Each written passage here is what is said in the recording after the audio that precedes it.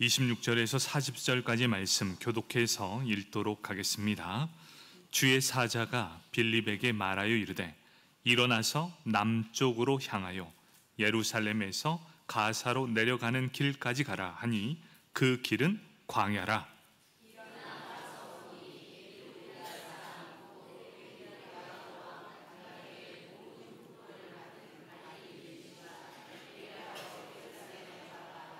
돌아가는데 수레를 타고 선지자 이사야의 글을 읽더라.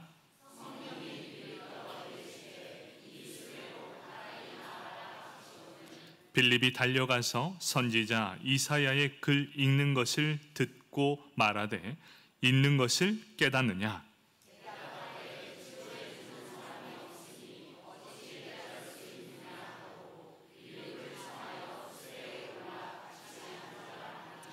읽는 성경 구절은 이것이니 일렀으되 그가 도살자에게로 가는 양과 같이 끌려갔고 털 깎는 자 앞에 있는 어린 양이 조용함과 같이 그의 입을 열지 아니하였도다.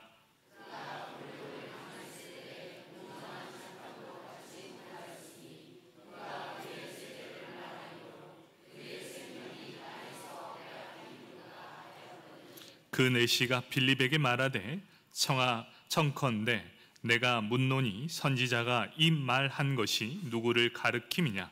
자기를 가리킴이냐? 타인을 가리킴이냐?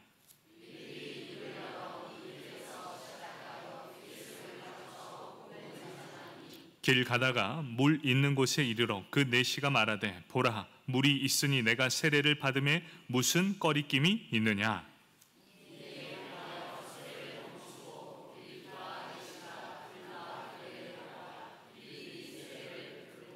둘이 물에서 올라올새 주의 영이 빌립을 이끌어 간지라 내시는 기쁘게 길을 가므로 그를 다시 보지 못하니라.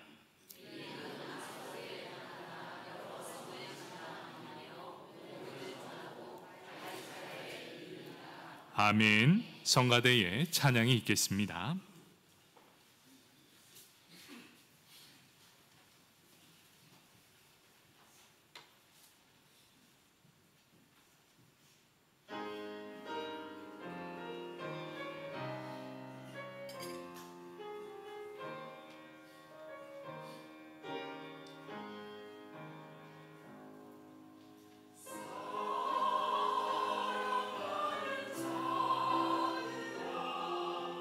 오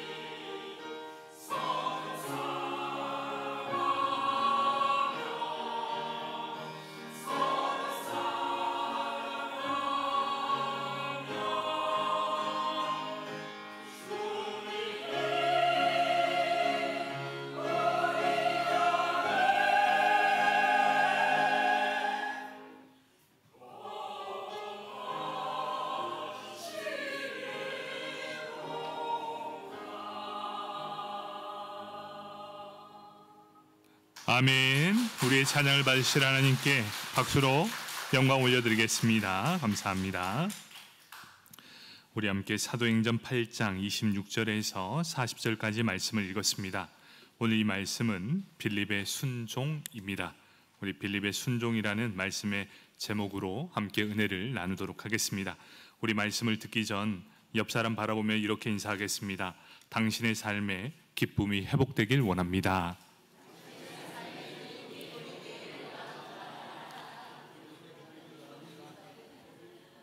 여러분, 복음은 기쁜 소식입니다.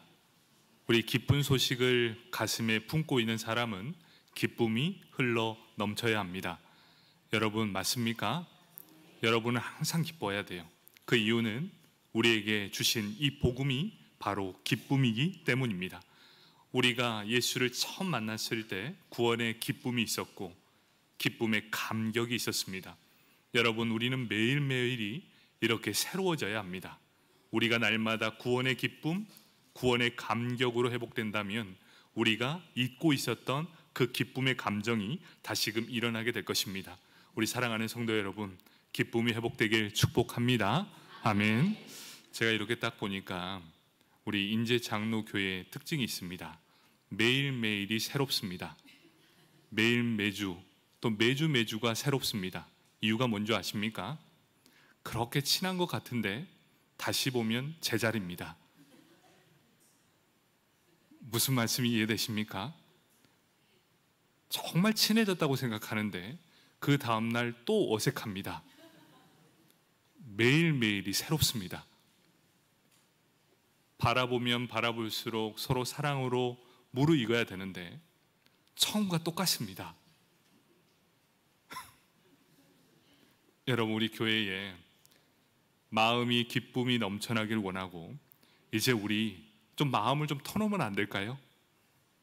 매일매일 언제까지 새로워야 될까요? 한 20년 지나야 마음을 좀 놓겠습니까? 여러분, 우리 인제장로교회만큼은 그렇게 합시다.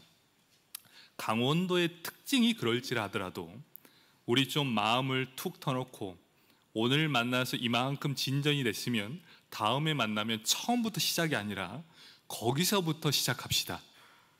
무슨 말씀인지 이해되십니까?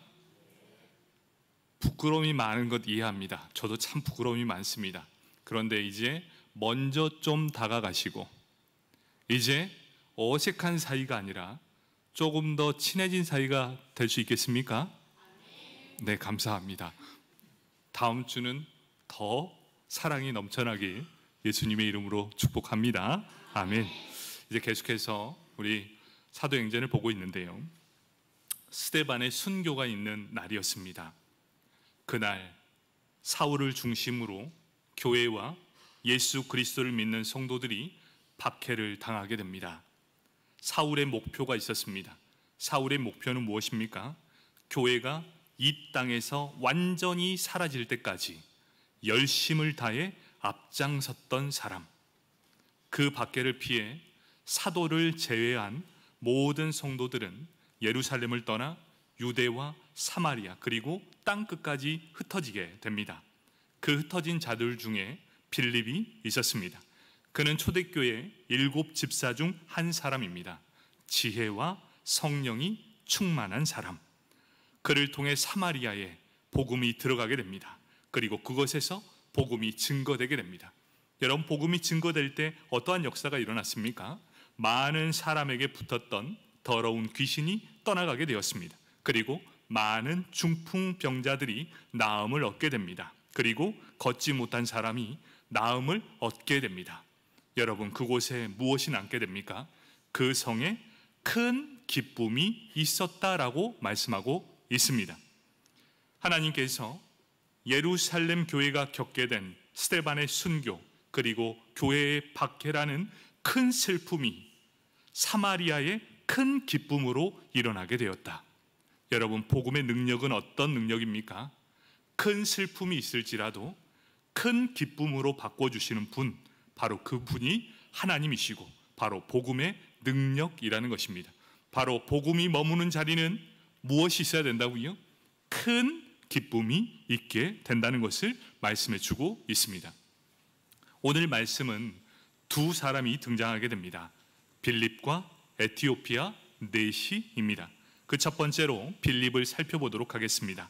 사도행전 8장 26절 말씀입니다. 주의 사자가 빌립에게 말하여 이르되 일어나서 남쪽으로 향하여 예루살렘에서 가사로 내려가는 길까지 가라 하니 그 길은 광야라. 지금 빌립은 어디에 있습니까? 사마리아에 있습니다. 복음을 전하고 있습니다. 그리고 그곳에서 크게 쓰임을 받고 있는 사람이었습니다. 그런데 이 빌립에게 갑자기 주의 사자가 턱하니 나타나서 뭐라 합니까? 일어나서 가라, 이렇게 명령하고 있습니다. 남쪽으로 내려가라. 거기에서 예루살렘에 가서 가사로 내려가는 길까지 가라, 이렇게 명령하게 됩니다. 예루살렘에서 가사, 지금의 가자 지구, 지금 그 이스라엘 땅에서 전쟁이 일어나는 땅, 그 땅이 바로 가자 지구입니다. 거기 내려가는 길까지 내려가라고 합니다. 그런데 거기에 친절히 설명합니다. 그 길은 광야다, 이렇게 설명하고 있지요. 여러분, 광야는 어떤 땅입니까? 뜨거운 모래바람이 있고 또 뜨거운 태양밖에는 없는 곳, 숨쉬기도 너무나 힘든 곳이 바로 광야 아닙니까? 그런데 거기에 뭐가 있습니까? 독사와 전갈이 있는 곳, 아무것도 없는 광야 속에 나를 잡아먹는 독사와 전갈이 있는 곳이 바로 광야라는 것입니다. 여러분, 사마리아에 큰 기쁨이 있었습니다. 전도의 열매도 있었습니다. 그리고 기적도 일어납니다. 병 고침, 귀신이 쫓겨나는 놀라운 역사가 지금 사마리아에서 일어납니다. 그런데 그에게 갑자기 주의 사자가 나타나서 광야로 확 보내버리십니다. 여러분이 잠시 빌립의 입장을 한번 살펴볼까요? 지금까지 참 잘 살고 있었는데 이 사마리아에서 이렇게 큰 기쁨, 너무나 큰 기쁨이 있었고 잘 먹고 잘 살고 있는데 갑자기 주의 사자가 나타나서 이렇게 말합니다. 너 광야로 가. 여러분, 갑자기 그런 소식을 들으면 여러분 어떻게 하겠습니까? 지금 여기에서 잘 먹고 잘 사는데, 지금까지 잘 섬겼는데 갑자기 나의 공로는 다 무시된 채 너 광야로 가. 그러면 여러분은 과연 어떻게 하겠습니까? 여러분이 다 읽어 놓았다고 생각해 보십시오. 여러분이 그곳에서 다 읽었습니다. 그런데 어느 순간 하나님이 떠나라라고 얘기한다면 여러분은 과연 그것을 순순히 받아들일 수 있겠습니까? 적어도 광야는 아니지 않습니까? 라고 대들지 않겠습니까? 내가 이만큼 했는데 왜 나의 공로를 인정해 주지 않고 나를 광야로 쫓아냅니까? 이 정도 성공했다면 적어도 지금보다는 더 좋은 곳으로 보내줘야 되는 것 아닙니까? 라고 따지지 않겠습니까? 여러분은 과연 다 이루어 놓았는데 떠나라 라고 했을 때 여러분 떠날 수 있겠습니까? 그런데 거기에다가 하나님이 왜 가라는지 이유도 설명하지 않아요. 너 그냥 가. 아무 이유 없습니다. 여러분이 다 이루어 놓았는데 이유라도 얘기하고 이유라도 알았으면 이런 불평이 없었을 텐데 하나님은 아무 이유도 붙지 않습니다. 너 거기서 떠나가라. 광야로 가라. 무조건 가라. 이렇게 명령합니다. 그런데 이 빌립이 대단한 사람입니다. 하나님의 그런 명령에 이런 방구하지 않고 그대로 순종함으로 곧바로 광야를 향해 나아갑니다. 사랑하는 성도 여러분, 순종은 기적을 만드는 통로가 된다는 것이지요. 이해가 되지 않는 명령을 받았을 때 그때의 순종함을 통해 기적을 맛보게 된다. 도무지 이해할 수 없을 때라도 여러분, 당장에는 억울함이 왜 없겠습니까? 왜 가라 하는지, 지금 잘 먹고 잘 사는데 왜 이러한 일이 일어나는지 원통하고 분하지만 그럼에도 불구하고 그 자리에 순종함으로 나아가게 된다는 것이지요. 하나님의 말씀 앞에 온갖 이유와 갖가지 핑계로 순종하지 않았다면 절대로 여러분의 삶에 기적은 일어나지 않았을 것입니다. 여러분이 한번 경험해봤던 기적을 한번 보십시오. 그럼에도 불구하고 순종했을 때 일어나는 기적들을 맛보게 되었을 것입니다. 여러분, 기적은요, 그 출발점이 어디입니까? 그럼에도 불구하고 순종이었다는 걸 기억하시기 바랍니다. 바로 그러한 일이 지금 일어나고 있다는 것이지요. 만약 빌립이 그때의 하나님의 음성을 듣고 바로 움직이지 않았다면 어떻게 되었겠습니까? 에티오피아 내시를 만날 수 없었을 것입니다.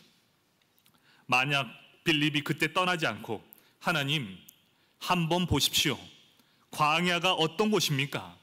아무것도 없고 별로 가고 싶지도 않습니다. 나 차라리 광야 말고 사람 많은 도시로 보내주십시오 라고 시간을 끌었다면 어떻게 되었겠습니까? 그런데 또 이렇습니다.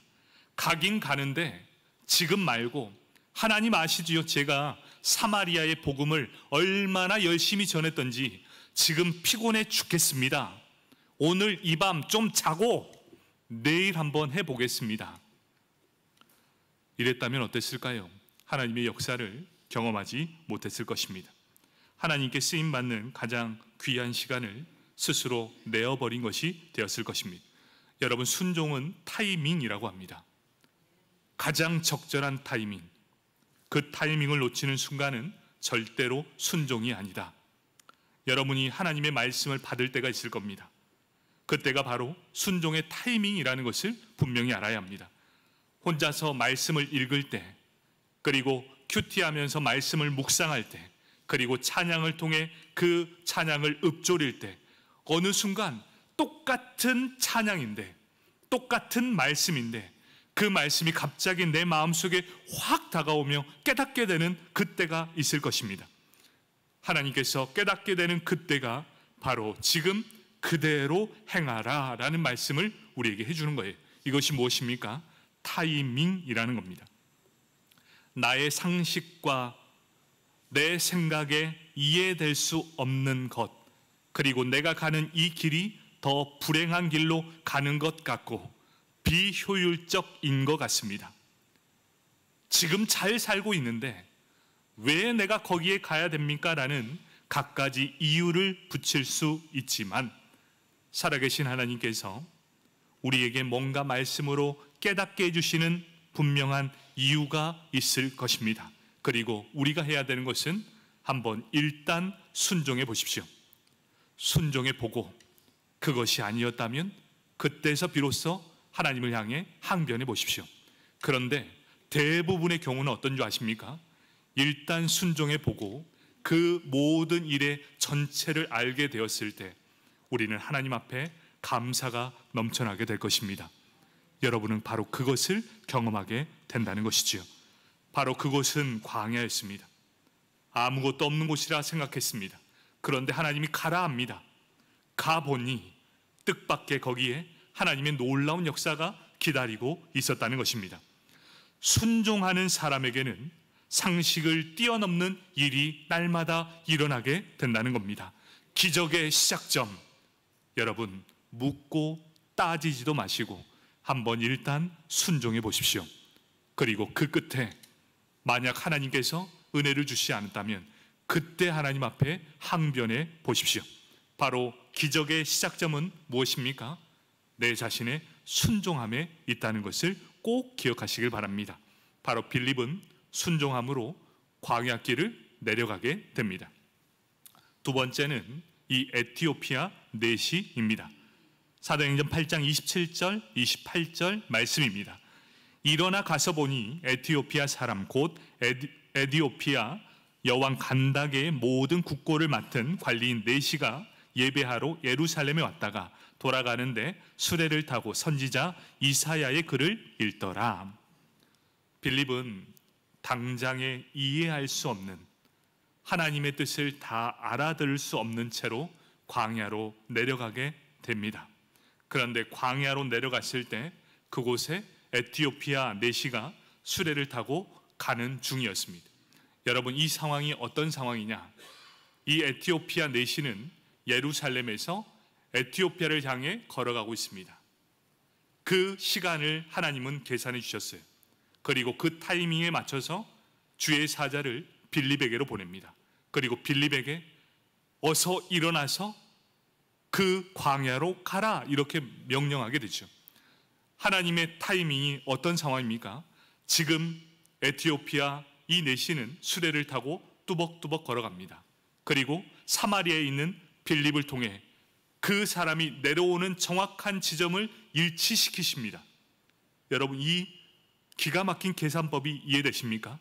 만약 빌립이 여기에서 순종하지 않았다면 그 만남은 절대 이루어지지 않았을 것이고, 만약 그 일이 이루어지지 않았다면 더 많은 길을 헤매서야 비로소 그를 만나게 되었다는 것이지요. 여러분, 순종은 타이밍입니다. 그 타이밍을 놓치면 더 많은 시간을 허비해야 된다는 것을 분명히 기억하십시오. 바로 이 놀라운 순종의 타이밍을 통해 두 사람이 기가 막히게 만나게 되는 장면입니다. 그런데 이 사람은 어떤 사람입니까? 넷이었다라고 말합니다. 그런데 그는 에티오피아의 모든 국고를 관리하는 관리인이라고 합니다. 아주 고위층 관리를 의미하고 있지요. 예로부터 지금도 그렇습니다. 돈을 관리하는 사람은 누구입니까? 바로 왕이 가장 신뢰하는 사람입니다. 돈을 관리하는 사람 중에 최고의 관리, 바로 그 사람이 넷이었다. 그 사람은 왕의 최고의 권리와 또 신뢰함을 받았던 사람, 그런 사람이 지금 예배하러 예루살렘에 왔다가 고국으로 돌아가고 있습니다. 예루살렘에서 에티오피아까지의 거리는 약 1500km입니다. 자동차로 2박 3일이 걸리는 길, 마차를 타고 수레를 타고 간다. 이 거리는 약 한 달에서 한 달 반이 걸리는 시간입니다. 여러분, 한번 생각해 보십시오. 그 먼 거리, 예루살렘을 방문하고 하나님께 예배 드리기 위해 그 먼 길을 마다치 않고 갑니다. 하나님은 그에 대한 그 관심과 열정이 얼마나 컸는지를 오늘 본문을 통해 말씀해 주고 있습니다. 거기에다가 에티오피아에서 돌아가는 길에 수레에서 그가 무엇을 하고 있습니까? 성경을 읽고 있었다라고 기록하고 있습니다. 선지자 이사야의 글을 읽고 있었다. 에티오피아 이 사람이었음에도 불구하고 하나님에 대한 관심을 가졌던 사람, 그 사람이 바로 이 사람이었습니다. 빌립이 만난 이 간다게의 신하, 에티오피아의 고위 관리였지만 그에게 치명적인 약점이 있었습니다. 그 치명적인 약점이 뭡니까? 넷이. 모든 것을 다 가졌지만 그가 가지지 못했던 것이 넷이었습니다. 그렇다는 건 어떻습니까? 유대인의 율법이 있었습니다. 그를 총회에 드릴 수 없다. 그는 하나님 앞에 예배 드릴 수 없는 자, 바로 그 사람이 넷이었습니다. 에티오피아 당시 모든 유대인들은 그들을 경멸했던 사람들이었습니다. 왜 그랬습니까? 에티오피아의 히브리어는 쿠시입니다. 이 쿠시는 우리말로 하면 구스입니다. 구스 사람은 노아의 세 아들 가운데 저주받은 함의 후손들이었습니다. 그렇기 때문에 유대인들은 이 구스 사람을 멀리했습니다. 게다가 그는 넷이었습니다. 유대인들은 그들을 하나님의 저주를 받는 사람으로 간주했습니다. 그래서 인간 이하의 취급을 했을 뿐만 아니라 하나님의 성전에 들어가서 예배를 드릴 수 없는 사람. 그렇다면 왜 하나님은 이 같은 방법을 사용하셨는가? 여기서 잘 보면 이렇습니다. 한마디로 말하면 이 사람은 정상적인 방법으로는 도무지 빌립을 만날 수 없는 사람이었다. 정상적으로 만남 대 만남을 가져서는 절대로 안 되는 사람이었기 때문에 하나님은 기적을 통해 그 사람과 빌립을 만남을 주선해 주었다는 것이죠. 그런데 놀랍게도 하나님의 관심은 누구에게 있었습니까? 바로 이 넷이에게 있었다는 것이죠. 예수님께서 3년 동안 12제자를 위해 자신의 모든 것을 쏟아부었던 사람인 것처럼 지금 이 넷이 한 사람을 위해서 사마리아 도시 전체를 섬기던 사역을 잠시 멈추게 합니다. 그리고 빌립을 광야길로 데려오게 하신 것이죠. 이 한 사람을 위해서 하나님은 사마리아의 전체를 복음을 전했던 이 빌립을 모든 사역 중단, 너 거기서 스톱, 그리고 그를 쏙 빼내다가 바로 빌립과 넷이를 만나게 주었습니다. 여러분, 여기에서 한 가지 궁금하지 않습니까? 도무지 이 넷이가 누구이길래, 도무지 왜 이 넷이가 이런 행동을 했길래 하나님께서 빌립을 움직여 주신 걸까요? 이 한 사람이 도대체 누구길래 하나님은 그를 위해 이 빌립을 사용해 주신 것일까요? 여러분, 이 비결을 안다면 하나님의 사랑을 독차지할 수 있음을 말씀해 주고 있습니다. 여러분, 그는 이방인이었습니다. 하나님을 향한 목마름이 있는 순례자였다는 것이죠.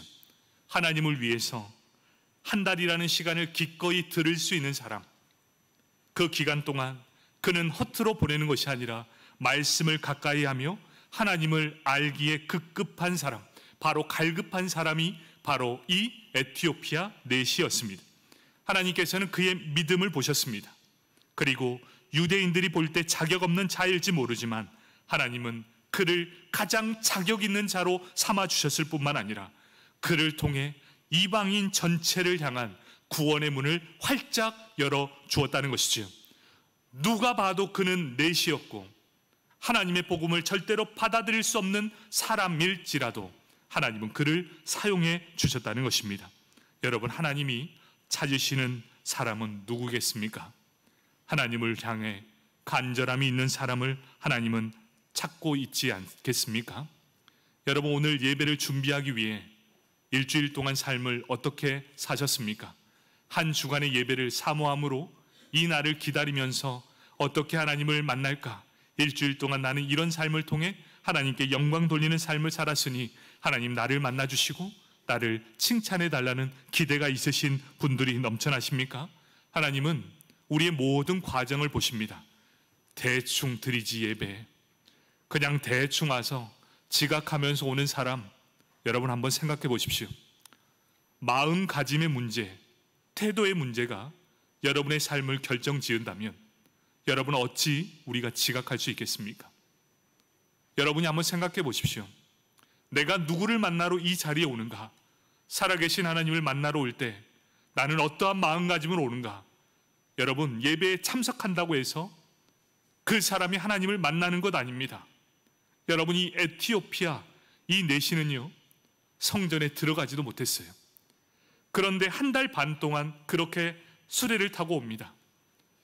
아무것도 만날 수 없고 그 간절한 마음으로 계속해서 말씀을 읽고 하나님을 간절히 만나기 원했습니다.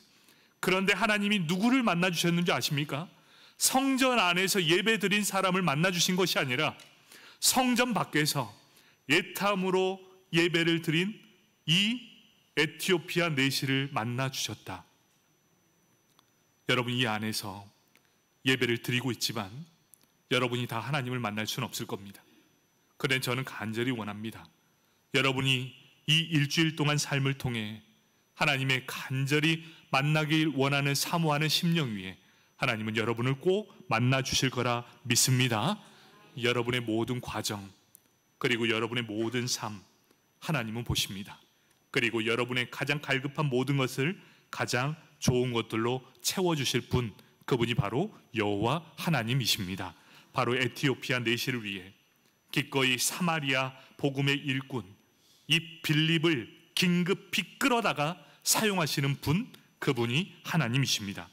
예배의 진심인 이 사람을 통해 1500km를 마다하지 않고 그의 간절함을 하나님은 받으시고 빌립을 그에게 보내주셨습니다. 이제 세 번째, 빌립과 에티오피아 내시가 드디어 만남을 갖습니다. 사도행전 8장 29절 말씀입니다. 성령이 빌립에게 이르시되 이 수레로 가까이 나아가라 하시거늘.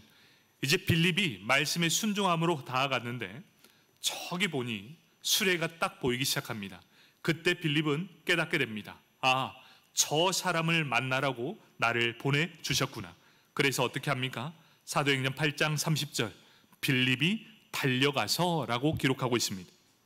순종의 사람 이 빌립의 면모를 그대로 보여주고 있습니다. 수레로 가까이 가라 하시니 지금 빌립이 어떻게 합니까? 뛰어갑니다. 달려갑니다. 여러분의 삶에 어떠한 요인이 있는 것들인지 그대로 보여주고 있습니다. 예배에 가자라고 했을 때 여러분은 느그적 세워라 내워라 가는 것이 아니라 기쁨에 동참하기 위해 뛰어가고 달려가는 모습을 보여주고 있는 것이 바로 이 빌립의 모습입니다. 그렇게 가까이 다가가니 거기에서 내시가 무엇을 하고 있습니까? 이사야서를 읽고 있는 것을 듣게 됩니다. 빌립이 그에게 질문합니다. 내가 잃는 것을 깨닫느냐라고 묻게 됩니다. 빌립은 다른 것을 물어보지 않습니다. 여러분, 얼마 궁금합니까? 하나님께서 너는 가라, 그 사람에 대해서 한마디 말도 안 해줬어요. 그런데 그곳에 이 내시가 있습니다. 가장 먼저 우리가 질문해야 될 게 무엇입니까? 너는 누구인가? 그리고 왜 여기에 왔는가? 당연히 물어봐야 되는데 그의 관심은 어디에 있습니까? 네가 이 말을 듣고 깨닫느냐라는 이 말만 하게 된다는 것이죠. 빌립의 관심은 어디에 있습니까? 성경을 읽는 내시가 읽고 있는 이 내용을 깨닫느냐라는 것이지요. 여러분, 성도는 절대로 구분해서는 안 됩니다. 여러분, 이 말씀이 어떤 의미인 줄 아십니까? 그가 과거에 어떠한 삶을 살았던, 그리고 지금 어떠한 삶을 살아가고 있건 중요하지 않습니다. 그가 지금 예수를 구주로 믿고 있는가, 그리고 그가 하나님을 뜨겁게 사랑하고 있는가, 바로 그것이 우리에게 가장 중요한 것이지요. 그런데 내시가 이렇게 대답합니다. 사도행전 8장 31절 말씀, 대답하되 지도해 주는 사람이 없으니 어찌 깨달을 수 있느냐 하고 빌립을 청하여 수레에 올라 같이 앉으라 하니라. 내시였습니다. 내시라는 건 총회에 들어갈 수 없고 성전에서 예배 드릴 수 없습니다. 유대인들은 그를 구수 사람이라고 멀리했습니다. 한 달 반을 수레를 타고 왔습니다. 성경을 계속해서 읽습니다. 읽다 보니 궁금한 게 너무나 많은데 누구 한 사람 자기에게 먼저 다가와 가르쳐주는 사람도 없고, 자기가 먼저 다가가려고 하니 자신을 멀리하고 있습니다. 얼마나 원통하겠습니까? 한 달 반의 시간을 들여 하나님께 예배 드리기 위해서 왔는데 누구 한 사람, 나를 지도해 주는 사람이 없으니 이 말씀을 도무지 깨달아 알게 해주는 사람이 없습니다. 그런데 얼마나 끈질깁니까? 끝까지 그 말씀을 읽고 또 읽습니다. 그러니 하나님께서 어떻게 합니까? 사마리아에 있는 이 빌립을 끌어다가 이 내시에게 갖다 바칩니다. 여러분, 참 놀랍지 않습니까? 가르쳐주는 사람이 없으니 어떻게 깨달을 수 있겠습니까? 이런 말이 바로 하나님 앞에 상달되었고, 그리고 그 응답에 빌립이 지금 바로 앞에 달려오고 있습니다. 그래서 그를 같이 앉아서 나에게 말을 풀어주십시오 라고 합니다. 여러분, 진리에 얼마나 목말라 있는지 보이십니까? 그에게 한 줄기 희망의 빛이 보입니다. 그 열정이 얼마나 대단합니까? 그때 내시가 읽고 있었던 본문은 구약의 이사야 53장 7절과 8절 말씀입니다. 사도행전 8장 32절 33절 말씀입니다. 읽는 성경 구절은 이것이니, 일러스되 그가 도살자에게로 가는 양과 같이 끌려갔고 털 깎는 자 앞에 있는 어린 양이 조용함과 같이 그의 입을 열지 아니하였도다. 그가 굴욕을 당했을 때 공정한 재판도 받지 못하였으니 누가 그의 세대를 말하리요? 그의 생명이 땅에서 빼앗김이로다 하였거늘. 여러분, 내용을 요약하면 이렇습니다. 지금 이사야는 어떤 사람을 묘사하고 있습니다. 이 사람은 도살자에게 끌려가는 양처럼 끌려가고 있습니다. 그런데 조용하게 죽음을 맞이하는 어린 양처럼 좀처럼 입을 열지 않습니다. 공정한 재판을 받지 못했고 그의 생명이 땅에서 빼앗기게 되었습니다. 그럼에도 불구하고 그는 입술을 열지 않았습니다. 죄가 없음에도 입을 열어 자신을 변호하지 않았고 담대하게 어린 양처럼 죽음을 맞이하는 그분에 대해서 말하고 있습니다. 지금 우리는 다 알고 있습니다. 그분이 누구인지, 그리고 누구를 말하고 있는지, 그가 왜 그렇게 조용히 죽음을 맞이했는지 우리는 다 알고 있습니다. 그리고 죽음 뒤에 그분이 어떻게 되었는지 우리는 다 알고 있었습니다. 하지만 내시는 몰랐습니다. 그래서 빌립에게 물어봅니다. 사도행전 8장 34절 말씀입니다. 그 내시가 빌립에게 말하되 청하건대 내가 묻노니 선지자가 이 말한 것이 누구를 가르킴이냐, 자기를 가르킴이냐, 타인을 가르킴이냐. 이 말씀을 한 후에 빌립은 35절에 이렇게 말합니다. 빌립이 입을 열어 이 글로 시작하여 예수를 가르쳐 복음을 전하게 됩니다. 빌립은 이 이사야 본문을 통해서 자연스럽게 그 선지자가 가리키고 있는 사람이 바로 예수라는 것을 알게 하시고 그 예수를 전하게 됩니다. 그리고 그 복음을 전하고 나서 어떻게 됩니까? 그가 세례를 받게 됩니다. 사랑하는 성도 여러분, 복음이 사마리아를 지나 본격적으로 순수한 이방에게 전파되는 장면이 오늘 이 빌립을 통해 이루어지게 된다는 것이죠. 예수님께서 부활하셨다 승천하시기 전에 마지막 말씀이 있었습니다. 유대와 사마리아와 땅 끝까지 복음을 전하고 내 증인이 되리라, 이렇게 말씀하고 있었습니다. 자, 이제 유대에게 복음이 증거되었습니다. 그 다음 어디로 갑니까? 사마리아로 전하게 됩니다. 그 다음에 어디로 갑니까? 땅 끝까지 전하게 됩니다. 실제로 당시 에티오피아는 땅 끝으로 불렀던 기록이 너무나 많습니다. 여러분, 말씀이 어떻게 이루어지는지 보이십니까? 유대에서 사마리아로, 그리고 사마리아에서 땅끝이 어디였냐? 그 당시에 에티오피아였습니다. 로마 제국 영토 밖이었고 워낙에 인종적으로 달랐기 때문에 로마 사람들보다 더 이질적인 사람으로 여겨졌던 곳, 더구나 그는 내시였기 때문에 멀리서 예배하러 온다 하더라도 성전에 들어갈 수 없는 자격 없는 사람임을 명확하게 얘기해 주고 있는 것이죠. 그런데 하나님은 누구를 선택하십니까?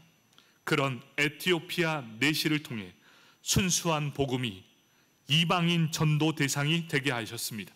그냥 본국으로 돌아가도록 내버려 두지 않으시고 주의 종 빌립을 급하게 보내줘서 이 복음의 진리의 말씀을 듣게 하심으로 그가 예수를 믿게 하시고 성령의 세례를 받게 하십니다. 그리고 그 갈급함이 완전하게 채워지게 됩니다. 말씀을 정리하도록 하겠습니다. 오늘의 본문의 주인공은 에티오피아 내시였습니다. 지난주에 주인공은 빌립이었습니다. 그런데 오늘만큼은 주변인이 되었습니다. 본문은 계속해서 내시를 주목하고 있습니다. 그의 모습, 그의 말과 그의 행동, 빌립보다도 더 생생하게 묘사해주고 있습니다. 내시의 말은 대부분 직접적인 인용을 하고 있는데 빌립의 말은 간접적으로 처리합니다. 간단하고 요약, 그리고 짧게 설명하고 있습니다. 빌립의 유일한 말이 무엇인 줄 아십니까? 잃는 것을 깨닫느냐, 이것밖에 말이 없어요. 바로 이 부분에서 저자가 굉장히 강조하는 부분입니다. 오늘 본문에서 내시가 진리를 깨닫는 과정에 대해서 분명하게 말씀해 주고 있습니다. 특별히 그가 성경을 읽고 있는 모습을 강조하는데 성경을 읽는다라는 표현을 4번이나 강조하고 있습니다. 왜 그럴까요?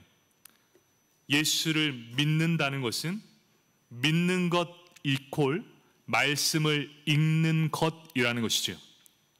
여러분 한번 물어볼까요? 여러분은 예수님을 믿으십니까? 예. 자, 다시 한번 물어보겠습니다.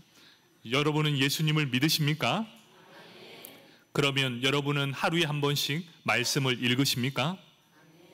절반으로 줄었습니다. 이 말씀이 무엇인 줄 아십니까? 예수를 믿는다는 건 말씀에 대한 갈급함이 있는 것이고, 갈급함이 있다는 건 말씀 안에 하나님을 만나는 것이고 진리를 깨닫게 해주는 겁니다. 여러분이 믿는다고 하면서 말씀을 읽지 않고 생활한다면 여러분은 예수 믿는 것 아닙니다. 그리고 예수 믿는다고 하면서도 기도하지 않는 자는 예수님 믿지 않는 거예요. 여러분 한번 제대로 살아야 합니다. 예수 믿는 건 말씀을 읽어야 한다는 것을 꼭 기억하십시오. 어떤 사람은 이렇게 말합니다.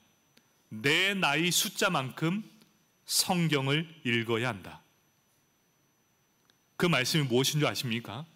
1년에 1독은 해야 된다는 말씀입니다. 이해되시죠? 왜?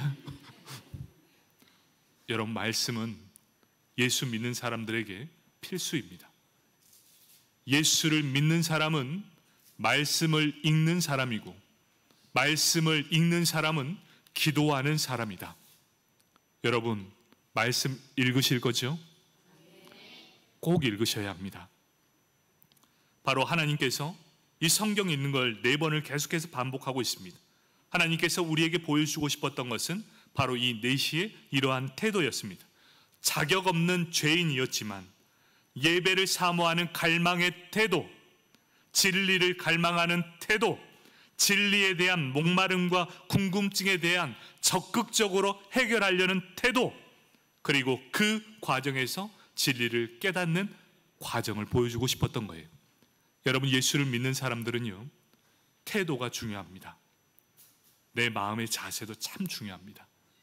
여러분, 이것은 무시할 것이 아니라 내 삶의 자세와 태도가 어떠한가를 꼭 아셔야 합니다. 우리 사랑하는 인제장로교회 모든 성도 여러분, 하나님의 관심은 진리를 갈망하는 자에게 있으심을 꼭 믿기를 바랍니다. 여러분이 진리를 사모하고 갈망하면 열심히 사역하고 있는 사람을 끌어다가 여러분 앞에 턱 세워줄 겁니다. 그리고 여러분의 문제를 해결해 주실 것입니다. 여러분, 그런 하나님을 기대하십시오. 하나님은 그렇게 살아 계십니다. 여러분, 빌립이 지나간 자리, 복음이 지나간 자리에 뭐가 남을까요? 사도행전 8장 39절 말씀입니다. 둘이 물에서 올라올새 주의 영이 빌립을 이끌어 간지라 내시는 기쁘게 길을 가므로 그를 다시 보지 못하니라. 여러분, 세례를 받았습니다. 그때 넘쳐났던 게 뭡니까? 기쁨이 넘쳐나게 되었다. 복음이 지나간 자리, 믿음의 사람이 지나간 자리, 그 사람이 머문 자리에 뭐가 남았다고 이야기합니까? 기쁨이 남게 되었다. 기쁨이 남게 되었고 다시는 얼굴을 보지 못했다는 말이 어떤 의미입니까? 더 이상 내 갈급함이 남아있지 않을 만큼 하나님으로부터 모든 것이 다 해결되었다. 더 이상 예배에 기웃기웃하지 않아도 되고 내 마음 안에 하나님으로 충만하게 되었다. 날마다 주의 성령이 깨닫게 해주시는 은혜가 있었고 그 다음에 나의 기쁨이 날마다 충만하게 되었다. 여러분, 복음이 머문 자리, 복음의 사람이 머문 자리, 그 사람이 지나간 자리에는 분명히 남아있는 흔적이 있습니다. 그것이 무엇입니까? 바로 기쁨입니다. 여러분, 예수 그리스도를 믿는 자는 어디에 있든 기쁨의 근원이 되길 축복합니다. 여러분, 우리가 머문 자리에는 기쁨이 있어야 합니다. 그리고 우리가 그곳을 떠난 자리여도 그곳엔 기쁨이 남아 있어야 합니다. 여러분은 기쁨이어야 합니다. 여러분, 맞습니까? 여러분, 진짜 기뻐하셔야 돼요. 여러분은 이 복음을 지닌 자, 여러분이 지나간 모든 자리에 기쁨이 남아있길 주의 이름으로 축복합니다.